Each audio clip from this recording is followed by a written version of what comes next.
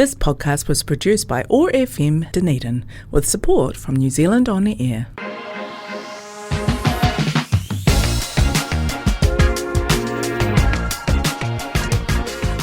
Welcome to the OI podcast, Otago Institute podcast shouting out about anything, everything from the worlds of arts, sciences and mataranga Māori. Brought to you by the Otago Institute, the Otago branch of the Royal Society for Arts and Sciences. Kia ora, I'm Dr Barb. And I'm Trudi. And I'm Sophie. Oh, are you going to introduce me? No, I did just tell Sophie that I would point to her when it was time to say, and I'm Sophie. And I did that. You'll hear I've got a croaky voice. My brain is not entirely engaged today. So we'll see how we get on. But this show, we're calling this show All about Sophie. All about Sophie. Well, it could be all about Sophie. I thought play the ball because we're going to talk a little bit about playing the ball and not the person.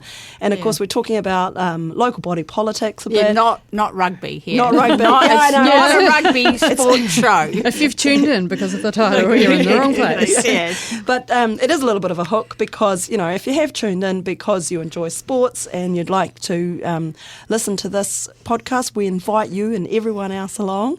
And you'll have a great conversation here because the whole flow of the Otago Institute podcast, the OI podcast, is talking like intelligent conversation with experts in their field. And of course you are an expert in the field of local body politics now. This is your second term as DCC councillor.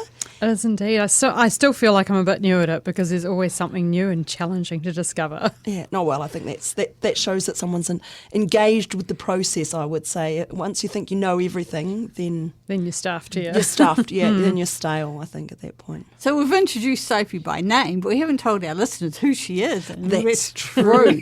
So Sophie Barker holds a Bachelor of Commerce and Economics from where else but the University of Otago, and a tourism degree diploma from... Well, we're trying to figure out what the D mean. I think it's a diploma from the university in Hawaii. Right. That was nice. So, and you obviously come from a tourist background and then stood as a candidate for councillor in the not last but the previous election. Yeah. So I grew up in tourism at Lanark Castle, so my career is tourism and hospitality, marketing, selling the city, and I did a little bit of economic development. So I also worked at the economic development unit at council for 7 years. So I've seen it from inside and from outside. And then I was working at the Otago Peninsula Trust with lovely albatross and penguins. Oh, beautiful. And I was just kind of annoyed at the state of the council because I'd been involved in things like the economic development strategy, and I was a bit annoyed that you do make a beautiful strategy and then does it get carried out? So, And I saw what was happening in the Dunedin destination plan. So I thought, well, rather than moaning about it, you need to get in and try and make a change. Yeah. And I think that's a good reason for people to be in local body politics. And I think it's quite, I mean, I hope that that's really why anyone involved in local body politics is, because they feel that they've got the skills and the energy to make a difference. And whether or not we agree with those differences, that's why we have debate and we have differences of opinion, and how we get to the different points of promoting our beautiful city and making sure we've got functioning ecosystem and infrastructure. Well, I do it for my daughter in the end when things are a bit challenging. I have to remember, I go, why am I here? I want to go back to the albatross.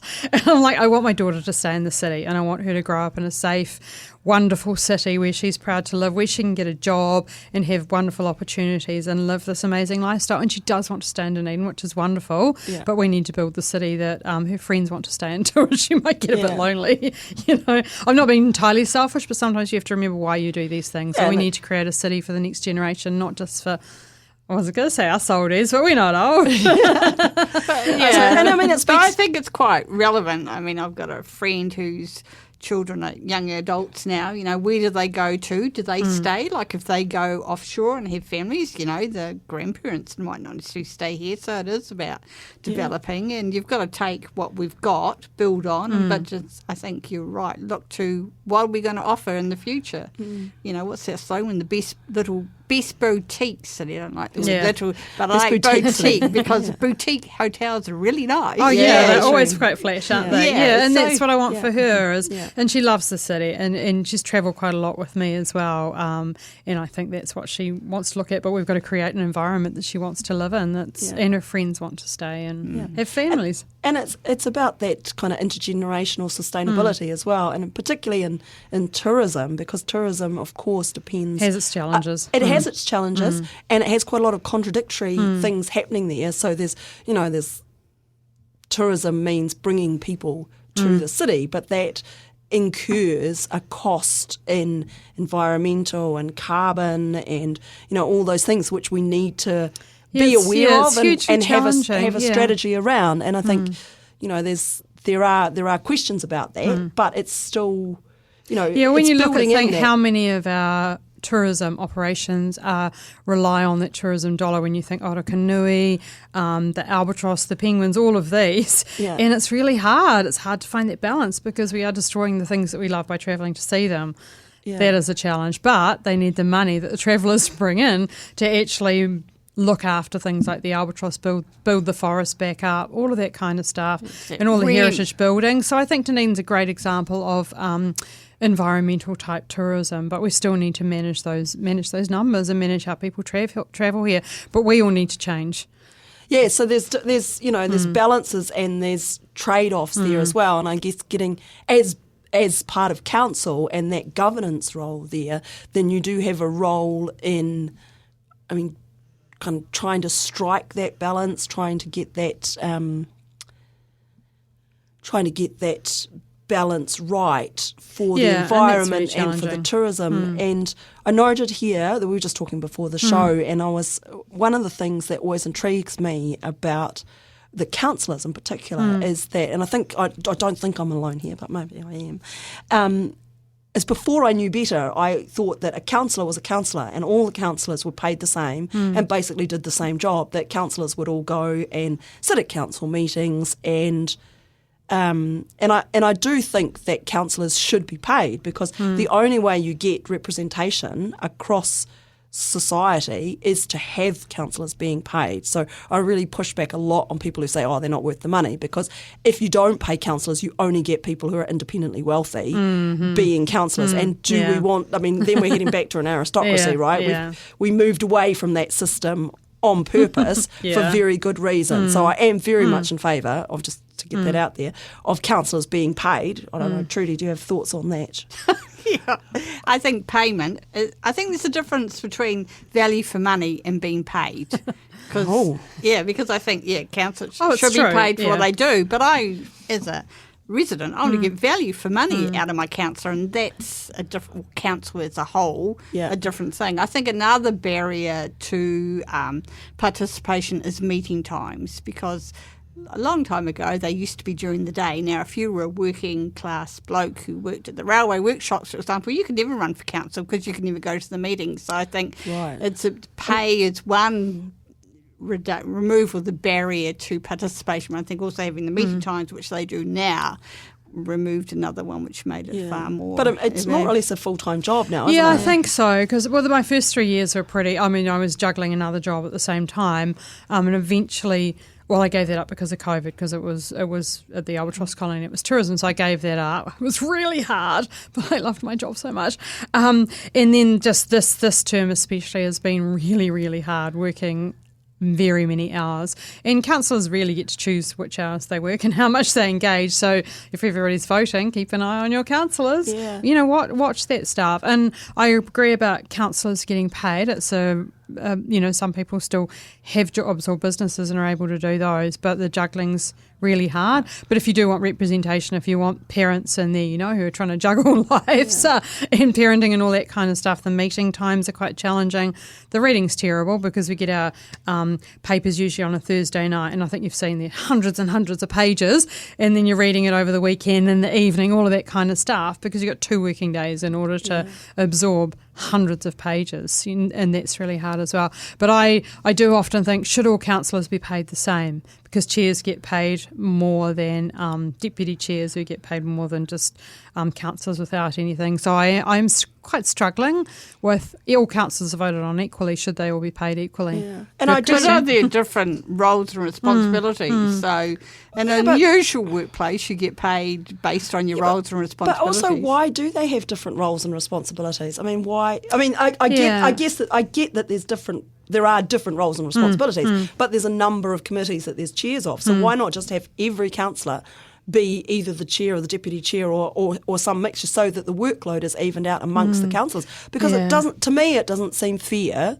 that all the councillors are voted. They're voted by the people, and then it's at the discretion of the mayor who what their actual That's pay a real gets. challenge. And I don't think that people, as residents, I don't think there's a lot of understanding that actually is the case. Oh, it's the mayor's decision. And I don't think that, personally, nothing against this particular mayor, but I don't think that that's a decision that should be actually up to the mayor. I think that all councillors should. I mean, the mayor isn't being voted for because of how fairly they will. Yeah, it's interesting to see. But it's interesting to see the mayor's powers. Yeah, I think it's part of the mayor's powers that I don't think that they should have, in my point of view. But so, who should? The chief executive? The chief executive, or I almost see people say that's not an elected role. So but maybe it should be the councillors themselves. Maybe it should be the councillors itself, because I do think that councillors have different strengths, right? Yeah. And, they can each put their hand up, and there's a number of roles which could be decided between the CEO and the mayor, maybe. I don't know. Yeah, well, you think the ORC, they actually vote for their chair. Here we have quite a separate thing where people vote for the mayor and then they vote for the councillors. So it can be quite political and the mayor can possibly be quite estranged from the rest of the council in some ways in making those decisions and those choices. Yeah. So it's an interesting way of looking at things. That's interesting. I wonder why the regional council went down that route, because that kind of makes sense, eh? Why I hate that system. Oh, sorry to be divisive. But I really hate the system where the people are voted by the people onto the committee and then the chair is elected by the committee members, because the chair or the mayor in this case has such an influence, and I think in a way if you do have it voted by the committee, you do get more likely a chance of consensus from the committee, because at least the majority of people have said, yes, this is the person that I want to be mayor. But they might be horrendous at the job, and I do think that, especially in the case of like the DCC, the mayor of Dunedin, I do think that they should be voted for by the populace, because they are the face of Dunedin. True. And so it's just the powers, I think, that's kind of interesting about. Yeah. And I don't think that people know the depth at which the powers of the mayor goes. Yeah. And it's always interesting to learn this stuff, because I didn't really look it up either until I was on council. I totally agree. And I'm like, and now actually having seen it when I was deputy mayor first day, and I'm like, whoa. It's quite challenging when, in my perfect world, all of the councillors work together. People. It's quite challenging. But, it's no system is going to be perfect, so we just do what we have. The mayor, I mean, I totally agree. I think it's part of the thing is the transparency in what the powers of the mayor are. And I think in this case, just that being able to design what committees there are. Because I know at the start of this term there was a large restructure of not just who were the chairs of the committees, but what the actual committees were, which has a lot of flow-on effect, I imagine, to the operations team and the council actually delivering things. But also that means that whoever is placed as the chair, because they're getting paid more for being chair, that is a way that the mayor has the ability to, play favourites and kind of sideline some councillors who have legitimately been voted by the public. And I don't know that I guess there's also that thing about, competence to do the role, because, not being mean to some people, but some people know the system better because they've just literally been a councillor already for a term, and some people are coming in new. And whenever you come in new to a job, depending on what your background is, you do have I remember my first council meeting, I was just like, what just went on? It was all really, really fast to me, and I thought, what am I doing here? But eventually you click onto what's happening. So I think there's a couple of issues here. One, I think perhaps when the ballot paper goes out, perhaps the role description of what the mayor's duties and functions are should go out as well. So when It's people about are civics voted- education. I think Yeah, it's but civics, I think general that civics, it's- but yeah, with the voting papers would be because good. you get yeah. an idea, because people, I think even some people run for mayor think they've got a lot more power than they Oh my actually gosh, yeah. do. And councillors, Because, I'm going to get in there, I'm going to tell the staff what to do. I'm like, no, you're not. Yeah, exactly. And I was missing. Yeah, just even the difference between what your role as a councillor is in governance as opposed to operations Yeah, team, and yeah. that distinction, I think, is really not clear to a lot of people. Yeah, and it's quite challenging because you are there as a governance role, but you're also an elected representative, and you're there to represent people. So if people come to me with issues, I will dig down into get it to the staff, to the correct staff, to sort things out. Because sometimes what it does need is a councillor to come in, because people do get frustrated. I mean, I get frustrated. I've got a great big fat file of issues sitting there that I keep chasing, and then there's that governance role, and I think really understanding what governance is about, because that's really challenging for people. I mean, I've done the Institute of Directors course as well, so that was really helpful. I think all councillors should do that, because it is that understanding, what are you here to do? And I mean, I used to jokingly get called councillor strategy because of my obsession with strategy. But, that's why you're there.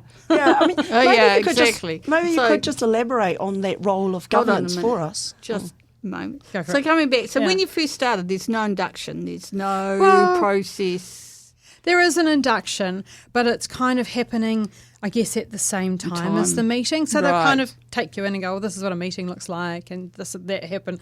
But, when it happens, it's a whole lot faster. And You don't get a whole day with someone saying, this is what you can do, this is what you can't do, this is... And I had an advantage because I'd worked at council for 7 years. Yeah, But actually, I'm like, I would go in the election thing, I'm going to hit the ground running because I know what's going on. And I knew like an infinitesimal bit, Yeah. because it is incredibly hard and incredibly complex, because you look at the papers, you'll be dealing with the Three Waters staff, the infrastructure staff, policy staff, carbon zero staff, playgrounds, all of that kind of stuff within one meeting. And so you've got to do your research and you've got to understand it. And it's really hard. I'm not moaning. I'm not complaining No, at all. no, no. But as But a new I think it's the councillor, workload. takes Yeah. a long time. Yeah. And there is to get across skills to stuff. be learned there, I Yeah. guess, is the point that you're trying to Yeah. make. But Yeah. I think the other thing, sorry, getting my microphone readjusted here. And then she moved the chair. So for listeners out there who don't have this on their TV. I was going to say the other thing is, of course, the actual process, the mechanism of how the meetings run, because they are run on a very formal structure. And, of course, there's the governance support officer, which is from the operations team of the DCC, and they have in front of them all of the standing orders and the rules and the processes. I think there's only one I know, 25.2. It's either A or C, I think. Anyway, so there are those standing orders that are there, and there is the governance support officer, and someone is taking the minutes as you're going through, and when there is a point of order That's raised, what I was on, of course, 25.2 which is, point, yeah. So just to go back to that, it is quite. It's about how. It's about how the meetings run, and the point of all those standing orders is obviously to make sure that everything that needs to be transparent is transparent, and everything is conducted in a way that there's the process behind it, so that it's fair and it's equitable, and people who've been elected as councillors get the chance to speak on whatever the topic is of discussion.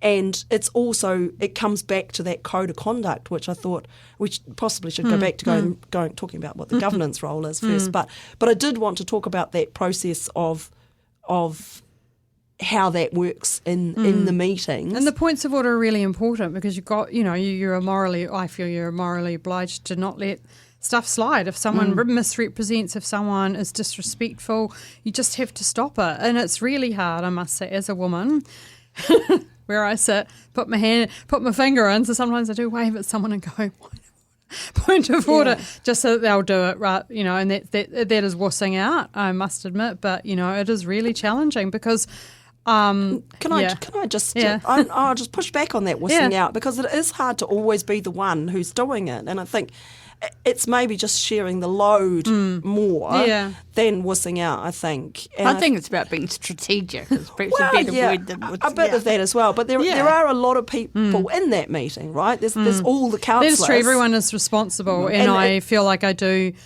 quite a lot of pulling up, Yeah. and it's quite challenging because I where I sit in the chamber. It's quite challenging. Yeah, no, I've had a similar thing in academia where I've sat in a large group of people and I just said outright at one point, because, I have to put my hand up and say, okay.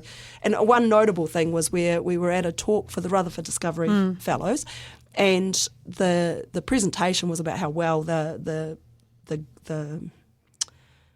collective of fellows was doing as a whole, and this was several years ago now, so it's out of date. But it's an interesting example because they were saying how well they had done in the gender balance, because it started off with I think a 1 or a 2-8 split, male to female, female to male, and they were saying how well the fellowships were doing, that they were now on equal split, but they were still at 30%, and they literally just put up the numbers and to say that, and then they were saying, we're doing really well here. And I put up my hand and said, I'm sorry, but that's actually not, you're not doing well at all. Like, you're doing better, but you're not doing well because you haven't, overall, you're well behind the mark because you started off so far weighted towards male fellows, and now you're only just approaching a third. And there is a really big trend across business and academia and everywhere that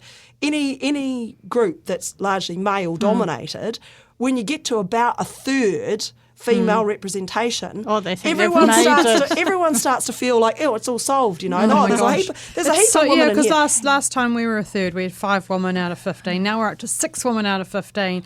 Yeah. And it's really hard, and it's really isolating, and it's really challenging. Yeah. Because and it's still, women, it's tough. And it's funny. It's a funny system because it feels to me like, we had at some point a female Prime Minister and a female Governor General and a female something head else, of the Supreme Court. Everywhere. It was all over the news. And for the last, 150 years, there's been 3 males in those 3 roles, and no one's commented on it because it was just the way things are. And I sort of think, it's great, but it's like you're commenting on it like as if, okay, we've done that now. That's it. We're sorted. Well, it's hard to be a woman in politics. I mean, you've seen the Rachel Reese thing, haven't you? The ex-mayor of Nelson, who was her home was broken into, and there's been quite a lot of stuff going on with lots of councillors being abused and personal attacks. And that's what's really hard to take. When your daughter looks online, because I'm trying to avoid social media a lot, and reads what's being said about you, and that's really hard. You just try to do what's right, and then and of course that happens across the board. So we're not saying that those personal attacks don't happen to men, but they definitely do happen more to women. Target.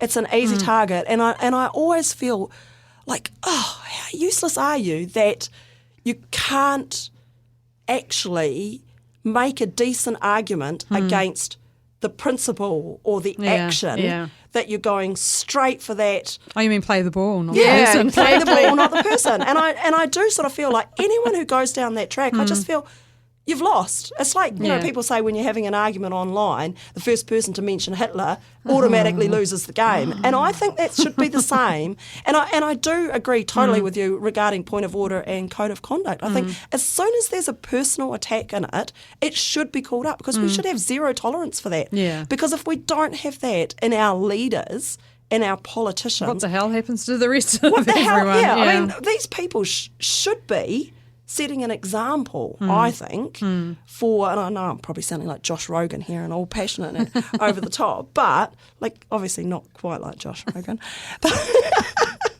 So there's no role, there's support to the committee that aren't councillors. So there should be a role there that someone can go, oi, a bit like Speaker of the House, but not their role. That they should be able to call out behaviour with that impunity. try and take that out as well. Sometimes, I mean, I just go, what on earth did I just hear? So I'm a bit slow to the button sometimes. Because having grown up in tourism, you know, everyone's polite to each other. It's a shocker. And worked in professional environments, it's a shocker to walk into council. I mean, and I think the names I've been called, all of that stuff, it's disgraceful. Yeah, and I think that's what amazes me most, because I sit in on, and anyone can sit on the Zoom meetings, which I mean, you can go along to the public meetings as well. So we should mention that all the DCC council meetings, they are public. Sometimes they have a little bit that's they go into committee, into private talk, and that's generally when they're discussing something where someone else's privacy.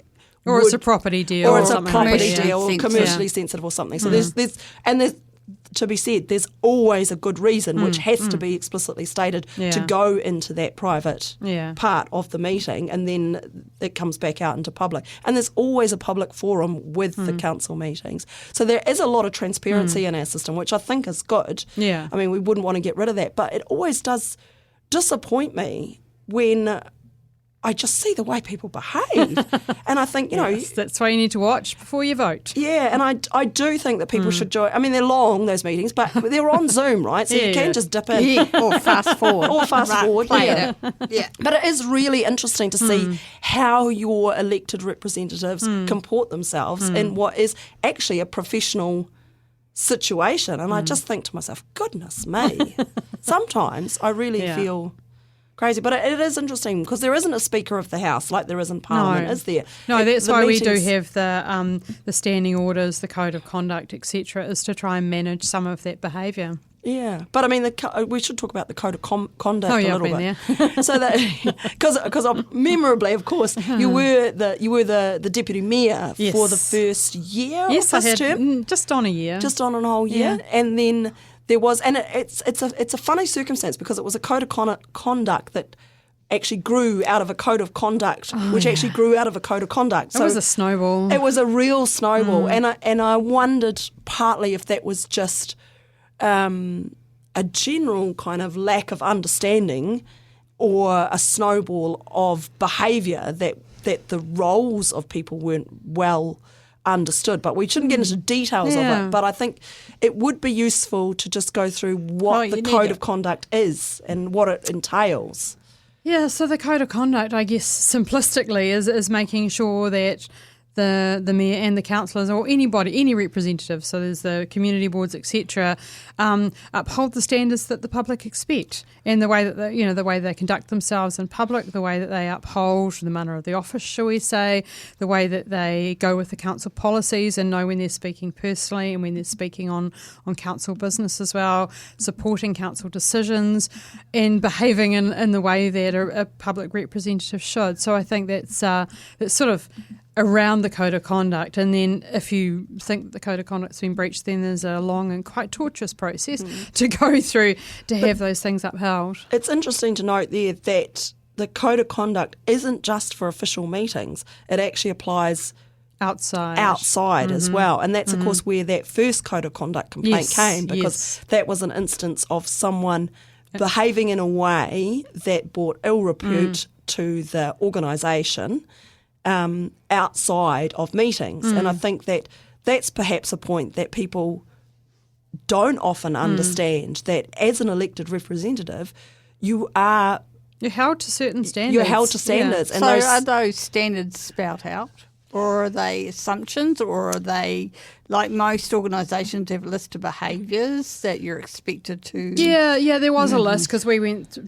Councillor O'Malley and I put one of the complaints in, and we went through, and there's quite a number of different headings and subheadings that you can have those under. So yeah, they are, and it is about bringing council into disrepute or misrepresenting council's views. So there's quite a number, and they're quite technical. That's why when it goes in, the investigators have to come in, the lawyers have to come in, and that's all hard. It ended up being 4 months or something. It's a really long process, and it does cover just basic things like you can't be racist, you can't be overtly sexist. I think like and you can't felonies. misrepresent council policy because it's what happened in this case was that there was a radio interview. Hopefully I don't get one after this. There was a radio interview and the person gave their personal views rather than a decision that council had made and backing that up, and then also let confidential information slip. So that was part of, that you don't let confidential information slip. So that was those things were upheld as well. And that's about knowing your audience as well. So, perhaps that might have been fine in a personal situation if you're just talking with, I don't know, you're talking with your partner at home. Yeah, then, but not on the national radio. But when you're on national radio, you've ramped it up. And so there is all those things. And it's interesting the way that because you call a code of conduct, it's not just that then there goes to be a full investigation. So once someone has said, this is, I'm saying this is a code of conduct situation, then it goes to a lawyer, and the lawyer actually goes through in the first instance, and they have 4 items that they rank it against. And the first one is this completely frivolous? And then it gets dismissed. And the last of those 4 is, no, this is a material thing. There is substance to this complaint, and it should be investigated. And at that point, then it gets to the full investigation, and that's where it takes more time, and they interview. And I too at the same time, because there was all the texts and the phone calls that I received from another councillor that were pretty inappropriate. Yeah, that's a good word. Inappropriate. And, that's also, it's a good wake-up call for people, just in the way that we behave towards each other. Yeah, It's not was high awful. school. Yeah, And I think a lot of people also maybe they've got into politics and they're passionate about something, but they don't always understand how their passion is received on the other end, if that makes sense. So, I'm like, that would be a kind interpretation of what happened last year. but there are, you are, I think it's that kind of, you are in a formal situation. It's the way that you behave as a representative. And that's why those code of conducts and the standing orders are there, I think, as well, are to protect people, because at the end of the day, in local body governance there, you have colleagues and peers which are, or hopefully are, from all different walks of life, because they're there to represent the whole of society. So you hope that there's a diversity in there. And of course, whenever you've got a diversity of people with a diversity of backgrounds, you run the risk of having misunderstandings, and that's where having a formal process, I think, well, it's is just really like a beneficial. Workplace thing, you've got your safety net around you, and the code of conduct process is supposed to be about having that safety net. Yeah. And throughout New Zealand, I think that there are challenges around the code of conduct, because basically, I don't even know if it's a wet bus ticket. I had to explain to some young people what a bus ticket was, because no one uses them anymore, and I'm like, that was just a wet slap on the hand with a wet bus ticket, and they're like, what's a bus ticket? So I'm like, it's what we used to have instead of a B card. I'm like, a B card might hurt. Yeah, exactly. But I guess that's the next question is there is this formal process, but how effective is it? Well, that's a really good question, because does it change people's behaviour? I think it enlightens the public about people's behaviour and what is acceptable and what is not acceptable. Yeah. And it's the protection that we have as well, I think. And and we've got to call it out, because, and especially nowadays when trust, especially in politicians, trust everywhere has fallen so low, you need to have confidence in your public representatives. And if we're not upholding good behaviour, then what's the world coming to? Although you raise quite an interesting question, one of the questions I have to ask if I'm interviewing someone for a position is there anything in your previous employment would bring our organisation into disrepute? And then often they will say to me, what does that mean? And which is quite a valid question, because if they say no and something does come up, but they did, then we can say, well, you told a mistruth in the interview, but they don't understand what the question means. So I think what things are actually considered. And why are we asking this question? We asking this question in case they smoking in the fourth form. Yeah, I know. Does that mean that we can sack them later because expose here on the OI podcast? Well, I was actually. I was gated for. I was in boarding school 20% of my school career. Well, one of them. The other one was not going to piano lessons. What does gated mean? Oh, that you're not allowed to go outside the school gates. Yeah, there you go.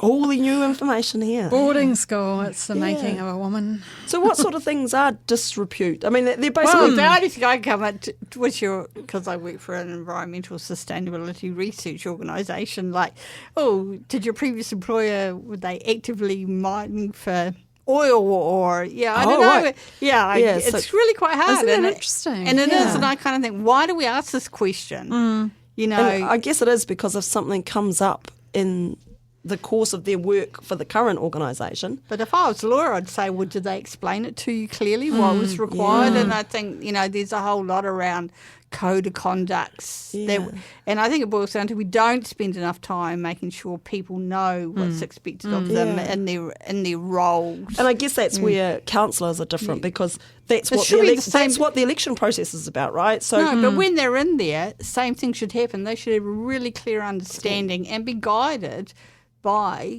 staff around their behaviours, how they should behave. There should be some sort of coaching, mentoring or anything. Do you not think we just expect that they will understand because they're elected professionals, that they'll know what but you see how many behaviour professionals get themselves into trouble all over the place. I think... there is some a bit of media training and stuff, but I guess other people who get in trouble like that, are they not just going to get in trouble no matter how much training you give them?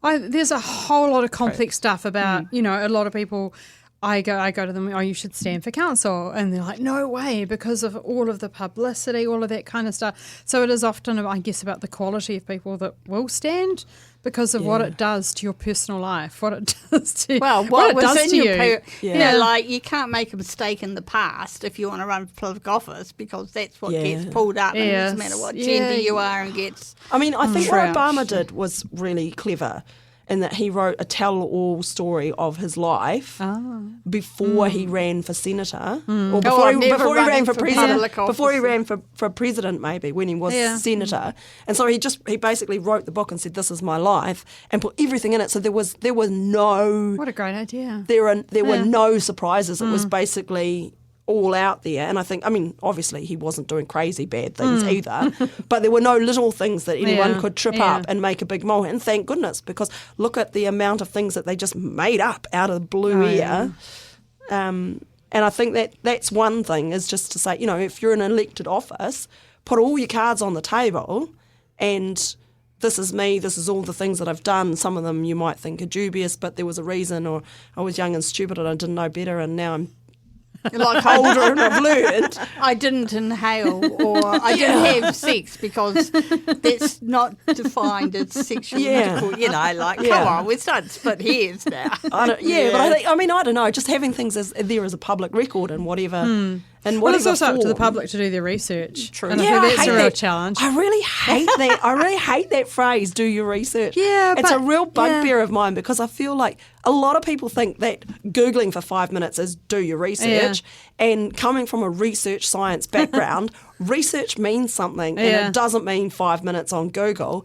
And I think a lot of people, they don't have the critical thought to be able to understand where the information that they're Googling comes from. True. And so that's I tell really my daughter that all the time. That's really my pushback on that is, I think that we need to have more critical evaluation, which I think that media has a role in, for sure, in bringing those things to the fore. And that's where media should be doing those background checks and bringing them up and saying, hey, this person was bankrupt. But look what's happening to the media, though. Yeah.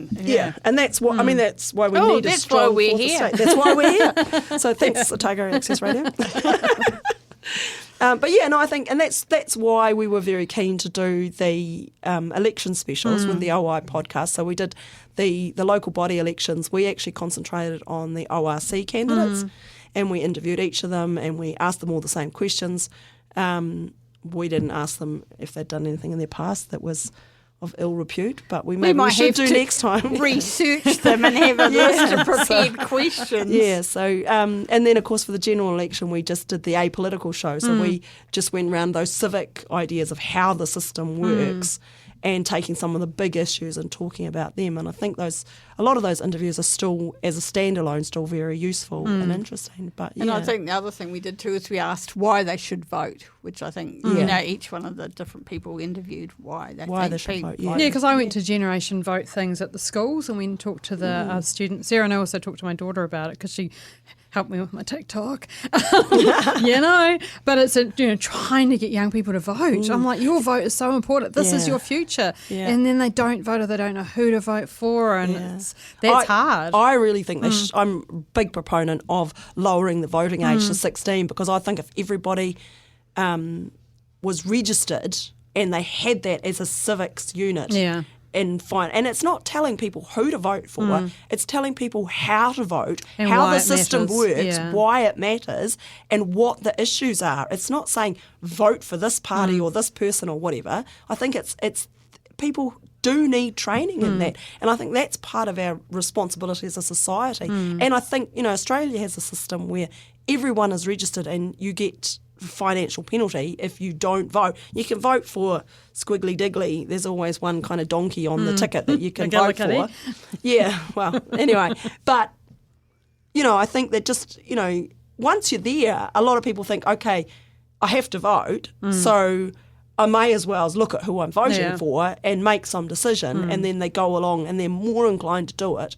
And it is a responsibility of society. God, my voice is going so squeaky, I could hear it then. It is a responsibility of society, I think. I just wonder, instead of voting age, we should have some sort of competency test, because don't tempt me. There's a young person not so young now, in my household, who's always moaning about dole bludgers. That means people on the retirement. Some of them, competent.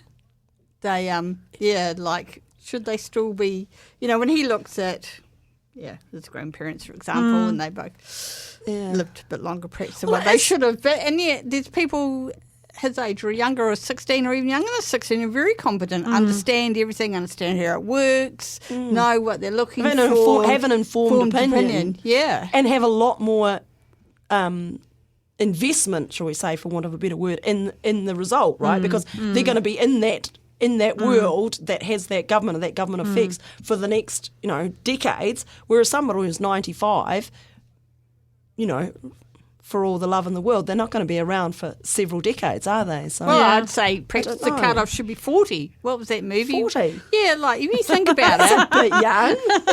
If you're talking about structural change and we're looking at our organisation. No, I think don't worry about these young people. 40, because you're not going to get any system that people are working. But I think, if I'm a member of SLT and I'm much older than senior leadership team, if I'm much older than 40 and I'm setting change strategy for the next 10 years, it won't be me. There has to be an age, whereas your influence. Just radical political ideas. Oh my gosh! If we had a phone in, then I know. I'm going to bring everything back to the mundane, right back to the mundane. I'm just going to. We've got another 10, 13 minutes left in the interview, and I'm just going to talk a little bit about values.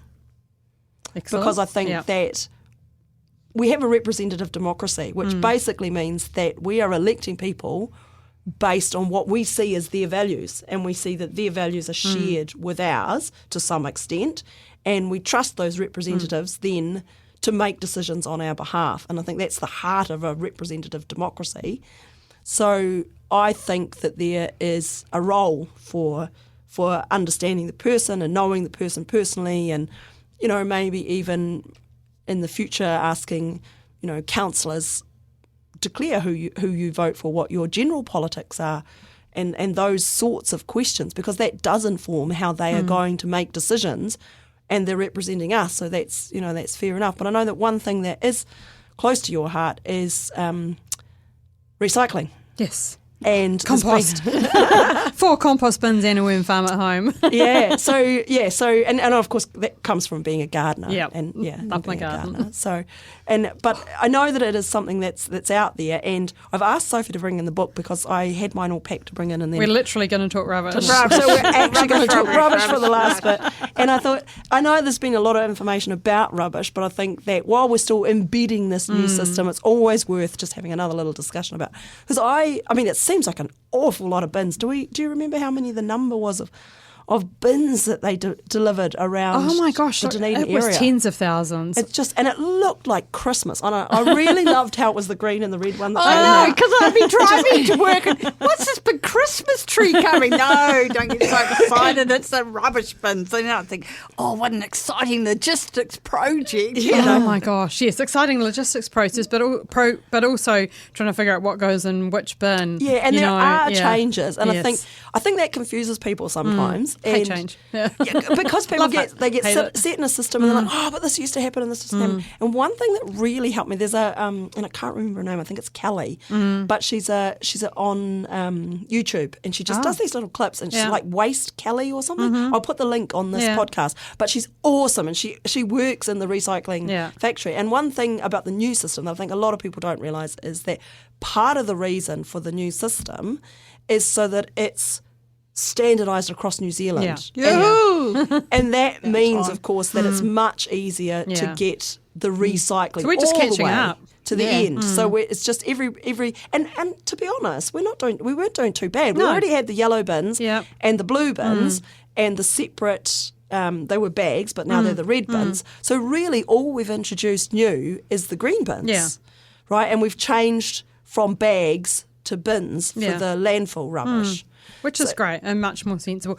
And I mean, we did a whole lot of, I think it was one of the most feedback consultations, because people wanted us to get rid of the black bags. They wanted us to manage the recycling. It's just we're going to learn, like I learnt about not putting tea bags. Yeah, in the green bin. My book. It says because some have plastic glues. Yeah. I feed them to my worms. I feel so so bad. do I. No, but I really love the book, right? So that came in the bin with every bin collection, like not every bin, but we get 2 bins, one of them, and I think it was always the green bin, had the booklet in it. Yeah. And what I really also love is we got, and I think everybody got one the of these, dinky wee thing the to put on dinky wee your- thing to put I couldn't to do put all the on your dinky wee bench. thing. It's like a beach top recycling food bin thing. It's fantastic. the white one. Yeah, the the white dinky one wee with the thing. flip top. And I think it's fantastic. And I Nice think handbag. there is a bit of confusion about that, because people are like, oh my God, it stinks because it's been there for a week. It's like, okay, so you just put food there for a week on the bench. Of course it smells, right? That's not the Empty it. purpose of it. Yeah. The purpose of it is like a little container so that it's easy in your kitchen.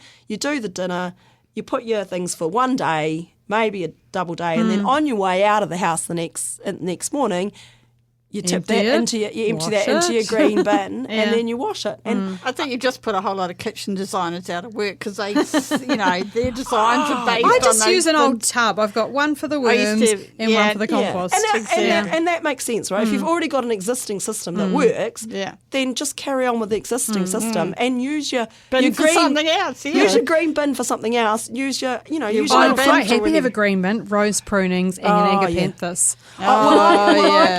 I put in it the horrible weeds that I can't put through my chipper. So all the ivy, convolvulus, that horrible aluminium plant. I hate it. Absolutely hate it. Yeah, I've got that and through the noxious weeds that are really difficult. Yeah. Unless you've got a really, really super composting system where you've got quite a hot temperature that's going to kill all those weed seeds. There are quite a few things. Yeah, so that, I was a bit excited about the green bin. so there are quite a few things that you do want to just put in there, and then it goes to that commercial composting where they're guaranteed to have the a hot high rod. hot stand, and it also takes like animal scraps, like chicken bones and meat, fat, all the trimmings that you don't want. You don't want to put those in your normal compost bin. And you can't put them in your worm farm. And you can't put them in your No. worm farm, and so that's really handy to have them in the green bin, I think. And that's something that's really helping our efforts for predator and pest control, because they're just a red flag. And things that have got a strong smell like cheese, you don't want that in your compost bin. But put it in that green bin and it goes to commercial composting. Yeah. It's really hot. So it's it really is good. much better. So it's Yeah. really good, even for people like ourselves, which have compost bins. And We still have nasties, like Yeah. rose Yes. clippings. Yeah, you still have the odd nasties. Yeah. That's true. And blackberry, Oh, hate it. Hate it. So there are things that go Yeah. in there that are useful, even for. And I think that actually, in a way, people who are keen composters, we're already a step up on there, because we know the things that we hate in our compost bins. Yeah, and we've got somewhere else to put them. Yeah, and orange peels is another one. It's just really hard to get them to compost. Really? Mine composts really well. Oh, well, you're just so I eat good mine. at you eat the peels, Orange peel, yeah. Yeah. do you? I use the rind, but mandarins is the thing that I'm into. All right, okay, all right. It's just me. It's just me. Well, I don't know. It seems to compost out quite well. Yeah. And I think the other thing with the composting bin is that people are really confused about but what, do I just throw it in the bin? And I find, like, people are worried about how clean the inside of their compost bin's going to be. And I'm just like, that blows my mind. I'm like, it's okay. It's a dirty space. Clean it if you want to clean it. It's meant to be dirty on the inside, right? And, you can throw some garden waste in the bottom if you want to. But they really do ask to have no packaging in there. And I was like, can you put newspaper in it? Oh, No, you can't. No, because I was like, if you really wanted to line it, no, you can't. And a lot of people are asking that. What about paper bags? And it's about how the machinery works. Yeah. And Well, they that's why don't the want. book is and that's why the good. really booklet. It's really clear what can and can't go in there. And there's odd things in your general landfill rubbish as well, like batteries. Batteries cannot go in landfill. Don't do that. Oh my gosh, have you read how many cannot do it. of the trucks have had terrible blow-ups and fires and Yeah, things? and you don't realise that, like, those little tiny batteries, they just, if they're on the concrete and the blade scrapes them against the concrete and there's a spark and there's always tinder around. I mean, people think Dunedin's rainy, but it's really not. And, it's quite dangerous. Yeah, and there's I some good postings and some good websites on where to put batteries and things like that, and polystyrene and all of those kind of things. Yeah, so and the soft plastics is another one. So that recycling, if we really want that recycling, that yellow bin, if we want it to work, that is really 1, 2 and 5, and they all have those little triangles on them. And not the lids. And it's really important to just give them a rinse out. And the way that makes it really clear to people is that a person has to sort that plastic. Someone stands there and that recycling bin gets tipped onto a conveyor belt and people stand there, actual live human beings. So you have to think about that. If you think, I can't be bothered rinsing out this milk bottle, imagine how much stink that's going to be, rotten milk, in 2 weeks' time. Someone has to deal with that. And I think that's just common courtesy when you think about it. And like a lot of people, we get used to thinking about just throwing waste away. Yeah. And I think that's a really... It's important to understand the why. Why should I clean it? Because some poor person... Why am I not putting nappies in the recycling bin? Oh, God. Right? So because somebody has to deal with that. So in the recycling bin, you can't put anything that's smaller than an envelope. And I think that's a really easy way to remember things, because if it's like shredded paper, it's going to go through the machinery and get jammed up. And that's the same with lids. So people sort of think, but it's plastic. And I've been guilty of this as well. Why am I not allowed to put that? It hurts to throw it out, doesn't it? But what you can do with the lids is you can put a little pottle next to your recycling. Oh, you mean like the milk bottle lids? The milk bottle lids. I've got so many at home. Rinse out your milk bottle and put the lid in a little pottle. Make a big collection of the lids, and then there are people who collect up the lids, and then they can sort them by colour, and then they can grind them down and make them into 3D printing. So where do you take them to? Because I literally have a couple of hundred. I don't know that on air, but there are places. Look it up. Yeah, it'll be on the I'll find it and put the link in. I think people like me. I know that people do, because they seem like really solid plastic. Yeah, but they jam the machine. Yeah, they do jam the machine, yeah. I came home one day to someone most scathing saying, we've been audited by the DCC and we got a gold star on our recycling. I went out to have a look and I was really disappointed there wasn't a gold star because we'd passed. So I thought, do you want an actual gold star? A gold star. And a medal. There's feedback. Councillor. I thought, yes, sarcastic. I get worried because I'm like, oh my gosh, people know where I live. It's like whenever I get audited, I'm like, please. It's always green. I was most impressed. But I know we're doing the right thing, you see. So people go, what's the DCC doing looking at my rubbish? Well, at least I know I'm on the right track. And it's the same with glass bottles. So, and that was one that really tripped me up was cans, because when I was on the farm, we always used to squish the cans. So that you don't get animal poison. But it's all about keeping those cans straight-sided so the machine can pick them up easy, and keeping the paper flat, paper and cardboard that's flat, not shredded paper. And that's understanding the why, isn't it? And I think if people understand the why, exactly, then they'll do it, because they think about the person at the end rather than this is a stupid rule. Yeah, exactly. Well, no, fundamentally, machines should work to us, not us to machines. Well, but I'll take what I get along the way. And there is a large part of it that is automated. But the other thing is wine bottle lids. So those screw top wine bottles, so they have to go in the red bin. Yeah, red bin. Thank goodness I've been doing it right. Yeah, so because and the glass, it's really important not to put broken glass in your blue bin, because they actually get sorted by colour at the point of the curb. So the person who's running along with the rubbish truck, he actually sorts, or he or she, they sort the our one. I think our one's a boy, but anyway, A boy? That's even worse. no, it's terrible. The person who picks the rubbish up sorts it by hand, by colour. Yeah, and I think that's an important thing as well. So they're I doing. must stand there one day when They're someone's trying to do collecting the things. rubbish. They're trying to do things fast because there's a lot of rubbish to be collected. Oh, and broken glass, the so whole dangerous, system. yeah. I think the other thing to remember is the whole system is really working because we have got half of our rubbish has not gone to landfill but has gone to composting. And that's what we need to control. And that's once what you we're control the controlling. waste system, then you can make changes. Yeah.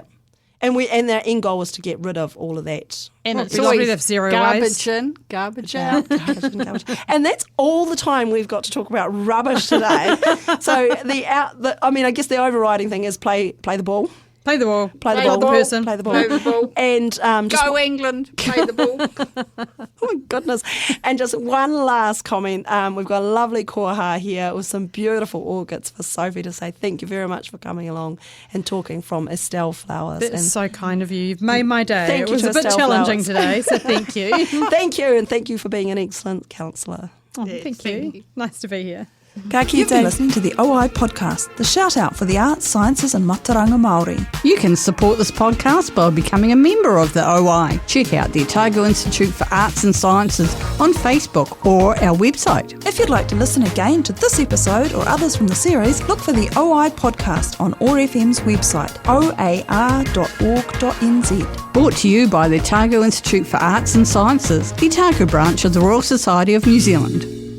This podcast was produced by OAR FM Dunedin with support from New Zealand On the Air.